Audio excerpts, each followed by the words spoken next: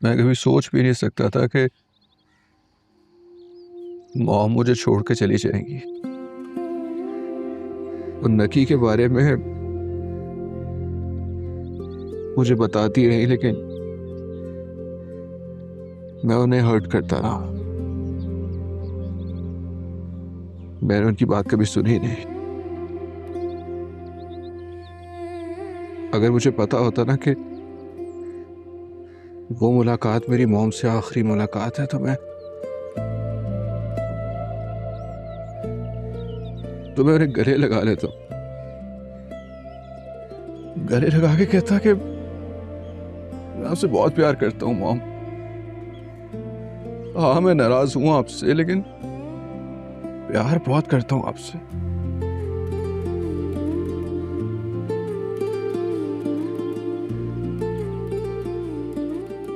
बेटा हूं, नाराज तो हो ही सकता था ना।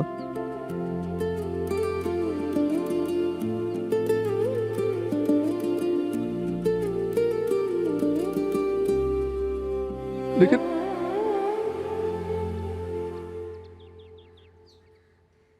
नाराजगी में ये सब बातें कहना ही भूल गया मैं उनको।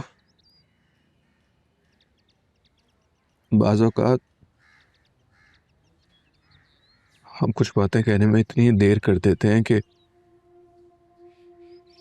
वो बातें अनकही, अनसुनी रह जाती है।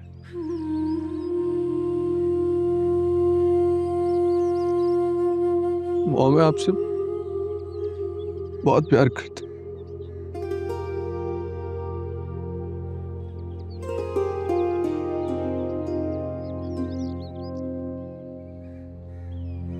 बहुत प्यार करता हूँ। बेटा, कभी कभी हमें पता ही नहीं चलता कि कब हमारी अपने किसी प्यारे से आखिरी मुलाकात। मुझे यूं लगता है जैसे हमारे यहाँ रिश्ता खत्म होने में सारा कसूर तुम्हारी माँ का नहीं था, कुछ कसूर मेरा भी था।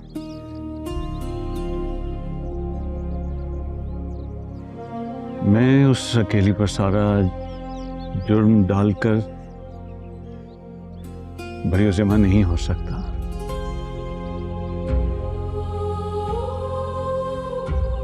तुम भी अपनी मां को माफ कर दे मेरा बेटा।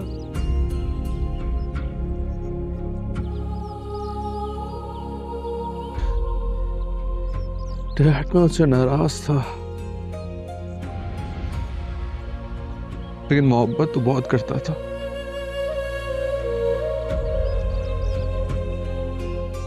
मोहब्बत तो मॉम से मैं बेइंतहा करता था।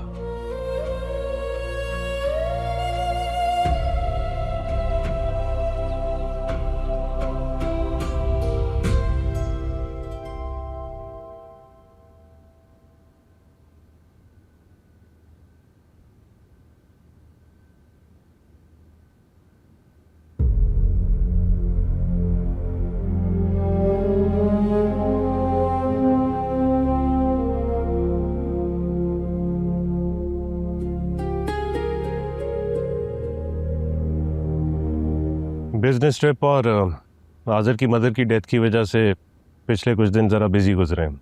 तुमसे डिटेल में बात करने का मौका नहीं मिला। डैड, कोई खास बात थी क्या? हाँ, हम चाहते हैं कि तुम हसन के पास वापस चली जाओ। पर मैं हसन के घर वापस कैसे जा सकती हूँ? क्यों नहीं जा सकती? शौहर है ना तुम्हारा, अपनी पसंद से शादी की है तो वहीं जाओ, उसी के घर रहो। पर मैं उसके साथ नहीं रहना चाहती हूँ। जैसे हसन से शादी का फैसला तुम्हारा खुद का था, उससे अलहदा होने का फैसला भी तुम्हारा ही होगा। शादी के वक्त तुम्हारी जिद की वजह से मजबूर होकर हम तुम्हारे साथ थे, लेकिन अब ऐसा नहीं होगा। हफीरा, जिंदगी कोई खेल नहीं है कि जब दिल चाहा एक रिश्ता बना लिया, जब दिल चाहा तोड़ दिया। इतना तो तुम्हें मैच्योर होना चाहिए ना कि अपने फैसलों की कॉन्सिक्वेंसेस खुद फेस करो। आप लोग मेरे साथ ऐसा नहीं कर सकते। अपनी सगी बेटी को कैसे अकेला छोड़ सकते हैं आप? हम अकेला नहीं छोड़ रहे तुम्हें, लेकिन इस दफा तुम्हारा सहारा नहीं बन सकते। एक ही तो बात है, दादू ने हसन की अम्मी और बहन को इस घर में रहने दिया, पर आप लोग मुझे अपने ही घर से निकाल रहे हैं। तुम्हें शायद पता नहीं, हसन ने उनके लिए अलग घर का इंतजाम कर लिया है। चाची और अफाफ यहाँ नहीं रहते। Please dad, don't be so selfish. Selfish? काश ये सेल्फिशनेस मैंने तब दिखाई होती जब तुमने मेरी बहन की शादी रुकवाकर उस इंसान से शादी की जिसकी अब मैं शक्ल भी नहीं देखना चाहता। ओह, नाउ आई गॉट यू। आप दोनों ये सब हिबा के कहने पे कर रहे हैं ना? हिबा के पास इतना टाइम नहीं है कि तुम्हारे और हसन के लिए दर्द सर ले। ये इमेच्योर थॉट अपने दिमाग से निकाल दो और बेहतर होगा कि शाम तक यहाँ से चली जाओ।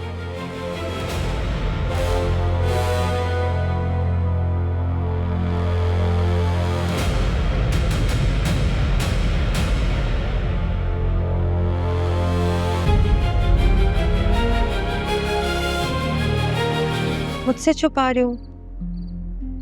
मुझसे क्यों छुपा रहे हो? मैं तो तुम्हारी अपनी हूँ।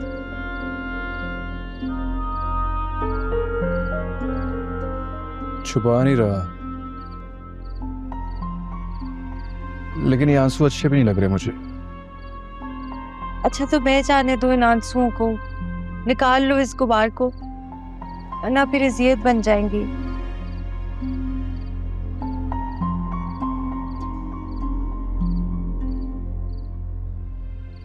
हिबा, जब तक वो जिंदा थी ना,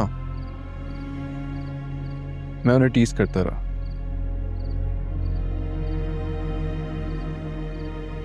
वो मुझसे माफी मांगती रही और मैं उनसे नफरत करता रहा।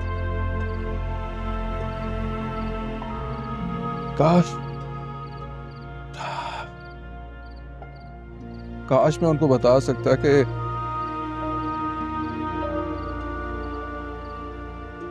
कि मैं उनसे नाराज हूं।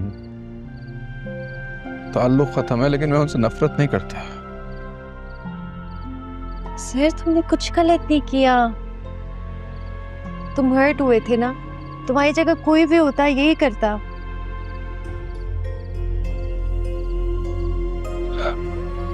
लेकिन हिबा, मैं उनको टीज करता रहा। बेशक मैं उनको माफ ना करता, लेकिन टीज तो नहीं करना चाहिए था।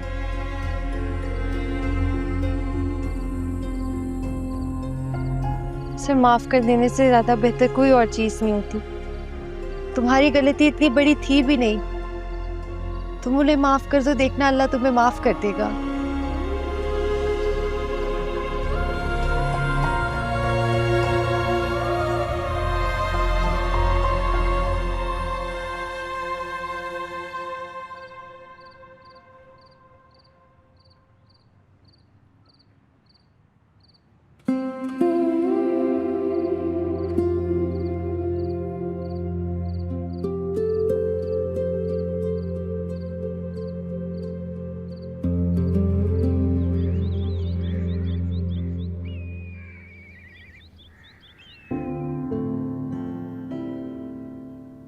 Good morning.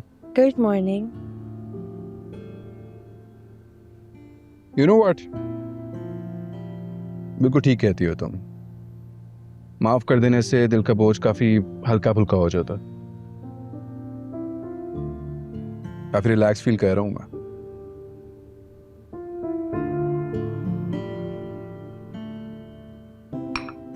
एक बात कहूं, तुम भी हसन को माफ कर दो।